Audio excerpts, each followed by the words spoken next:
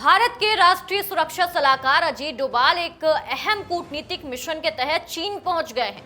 डोभाल चीन में अपने चीनी समकक्ष वांग शी से मुलाकात करेंगे। दोनों के बीच भारत चीन सीमा विवाद को लेकर विशेष प्रतिनिधि वार्ता का 25वां दौर होगा।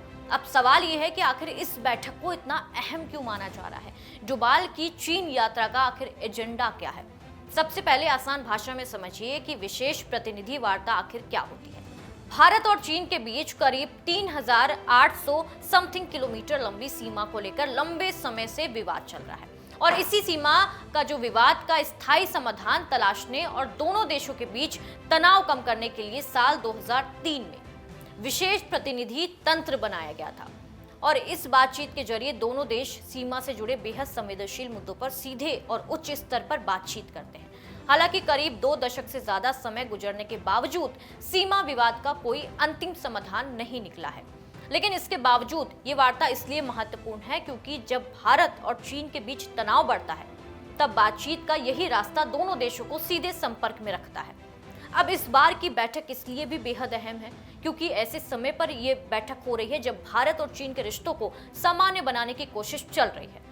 दोनों देशों के बीच सीमा पर तनाव कम करने के साथ साथ व्यापार, कनेक्टिविटी और दूसरे द्विपक्षीय मुद्दों पर भी बातचीत आगे बढ़ने की जरूरत है।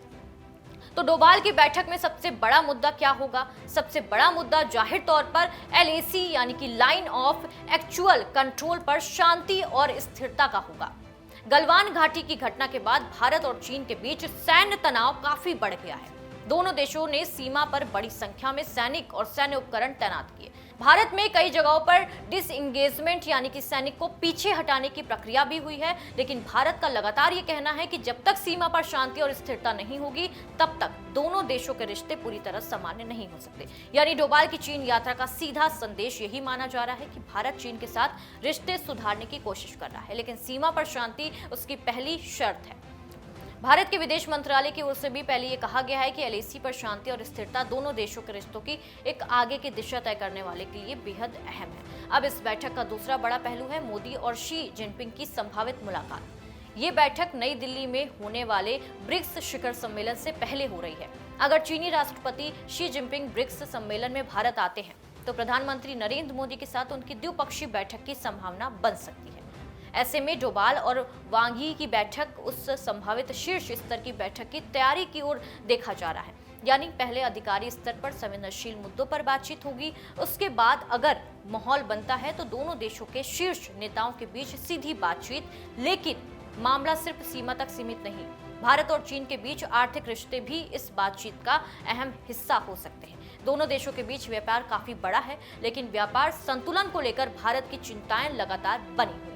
इसके अलावा महत्वपूर्ण खनिज सप्लाई चेन, बिजनेस वीजा और दोनों देशों के बीच सीधी उड़ानों जैसे मुद्दे भी रिश्तों को सामान्य बनाने में अहम भूमिका निभा सकते हैं। अगर सीमा पर तनाव कम होता है तो दोनों देशों के बीच आर्थिक जो गतिविधि है वो भी आगे बढ़ने का रास्ता आसान हो जाता है। इसके अलावा कैलाश मानसरोवर यात्रा, सीमा व्यापार, नदियों से जुड़े हाइड्रोलॉजिकल डेटा को साझा करने जैसे मुद्दे भी बातचीत का अहम हिस्सा हो सकते हैं। यानी दोनों देशों के रिश्ते सिर्फ सैनिक और सीमा तक सीमित नहीं, बल्कि इसका असर आम लोगों, कारोबार, क्षेत्रीय कनेक्टिविटी पर भी इसका सीधा असर पड़ेगा।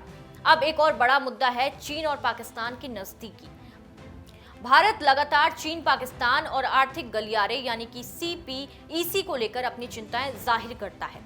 खासकर पाकिस्तान अधिकृत कश्मीर से जुड़े हिस्सों को लेकर भारत का रुख स्पष्ट है। ऐसे में डोभाल चीन के सामने भारत की सुरक्षा चिंताओं को भी मजबूती से रख सकते हैं। भारत के लिए ये इसलिए महत्वपूर्ण है क्योंकि चीन पाकिस्तान का बड़ा रणनीतिक और आर्थिक साझेदार है।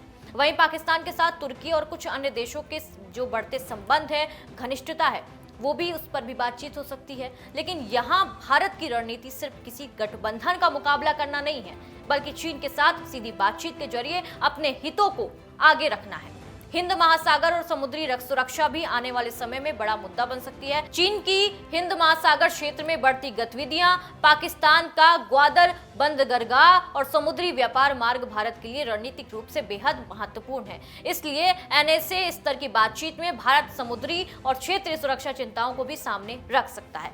अब सबसे महत्वपूर्ण बात, इस बैठक से भारत चीन सीमा विवाद का स्थायी समाधान निकल जाएगा।